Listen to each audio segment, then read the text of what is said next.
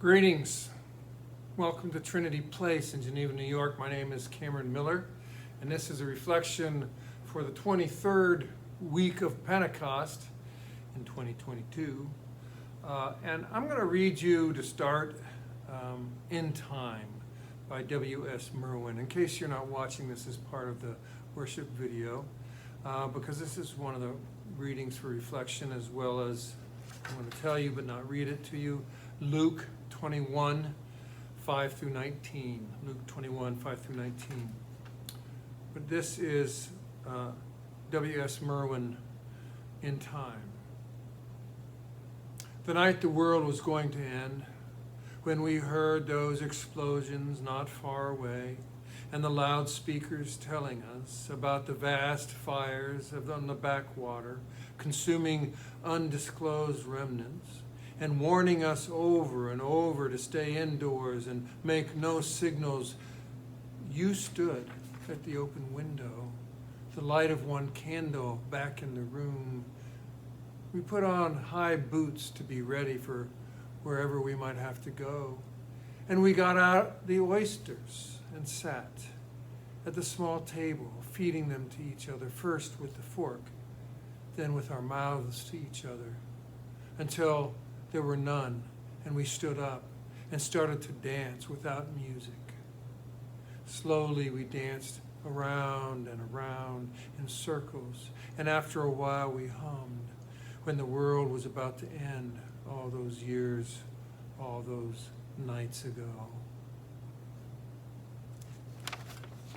In Time, W.S. Merwin.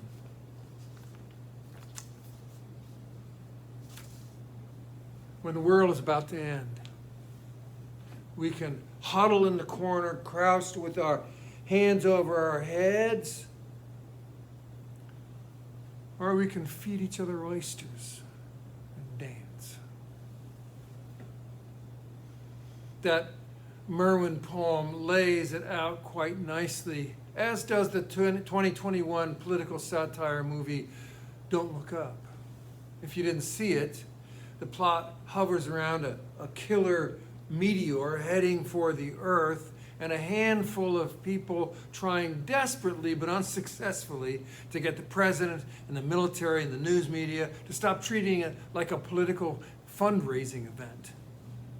The message of the movie and where it was pointed is none too subtle. But it's one of those, it's the last scene of the movie, or one of the last scenes of the movie, that I'm thinking about in regard to the end of the world. This hodgepodge group of truth tellers, some related, some not, finally, after this long, unsuccessful effort, sit down to a big meal together. This is how they embrace the end. They eat, they pray, they laugh, they tell stories. The end of the world, if we choose, looks much like the rest of our lives. Or it looks like fear and shuddering and what's this all for anyway kind of despair. We get to choose. And sometimes it turns out we were wrong. Sometimes we just think it's the end of the world and it isn't. We have lost some very good friends here this year in this community at Trinity Place. People whose faces, for those with longevity in the community, were the very image of Trinity. We will lose others too. And all of us, sooner or later, fade from this green earth. We can react to this fact as if it's the end of the world, or we can go on with gratitude and grief, with resolve and woundedness, with recognition and hope. We get to choose. Isaiah and Luke's Jesus, the ones that we read this morning, offer us kind of two slices of bread for our grief, sorrow, and fear sandwich. And I'm not going to get into the weeds on these two readings as if a Bible study or something. Rather, I'm going to treat them like a song or a poem. You know, as in, hey, listen to that music. So Isaiah is riffing on a vision of better times than the ones Israel was actually going through. But it's interesting to note, as Isaiah does it, that his vision is really of earth. It's not an ethereal, otherworldly place, but a new heaven and a new earth in which the old one is remembered and improved upon. It's Jerusalem, like now, only better. It's Eden, the first beginning, and we won't feel pain or grief. We won't have this terrible sense of loss or fear or dread. It's not the pearly gates of heaven or with angels playing harps on clouds. It's the earth, as if the earth that we can imagine, but that we could never really quite realize. And then Luke has Jesus going in the opposite direction from Isaiah. When someone says how lovely the stained glass windows are, or how inspiring those vaulted ceilings, Jesus says, yeah, just wait. It's all coming down, Jesus says. But then he is so generic in his description that the signs and the wonders that he describes about the end of time could be any time, almost any year of any millennium. It's as if to say, you don't get to know, so don't go around acting like you know when the end of the world's going to be. Now, there's some other stuff in that reading from Luke that's kind of grim and disturbing, about severe divisions among families and friends, and we all know how very disturbing such divisions are. We've got some, don't we? But all he really says about all that is endure. By your endurance, you'll gain your soul, he says. In other words, when things get really bad, keep going. Just keep going and keep living as if tomorrow's another day. There is no reason to stop working for the kingdom to come on earth as it is in heaven. There is no reason to stop being agents of God's love. Yes, there's death. Yes, there's grief. Yes, there's pain. Yes, there's loss. Yes, there's defeat. Yes, there's betrayal. Yes, there is violence. Yes, there is disease. Yes, there's debilitating woundedness. And yes, there's chaos. Yes, mismanagement. Yes, negligence.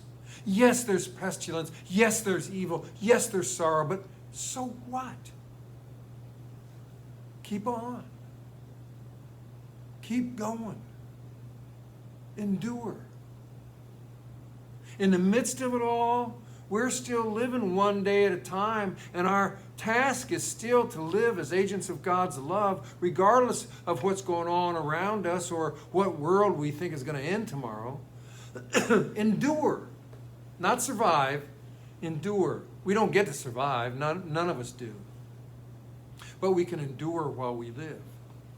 Endure here means endure living as agents of God's love and builders of the kingdom on earth as it is in heaven. Whether we're holding Isaiah's enraptured vision or surrounded by grim chaos of the end of the world, keep on keeping on, living the gospel to the very end. Seriously. Seriously. We're all living on the edge. All of us. Just waiting for the end of the world as we have lived it. Are we going to do that huddled in fear and despair, or feeding oysters to one another and dancing?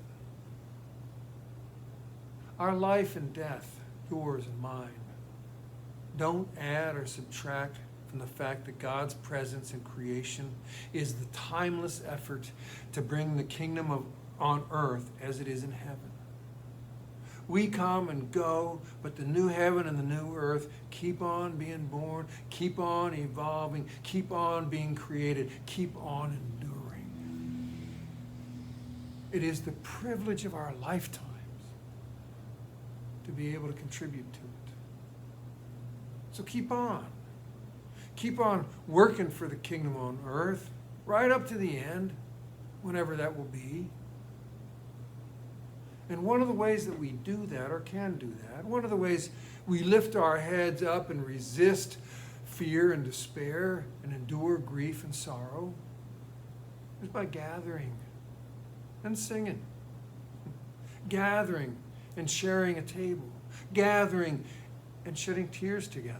Gathering and looking one another in the eyes and recognizing love. Gathering with laughter, gathering with prayer, gathering in the arms of community, gathering and then going out and living the gospel and creating the new heaven and the new earth right up to the end. It's what we do. We endure. We keep on.